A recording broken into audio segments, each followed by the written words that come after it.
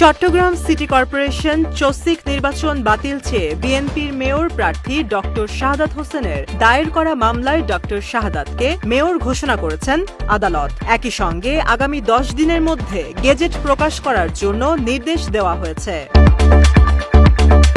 1 October মঙ্গলবার দুপুর 12টায় নির্বাচনী ট্রাইব্যুনাল এবং যুগ্ম জেলা ও দায়রা জজ মোহাম্মদ খায়রুল আমিনের আদালত এই রায় দেন।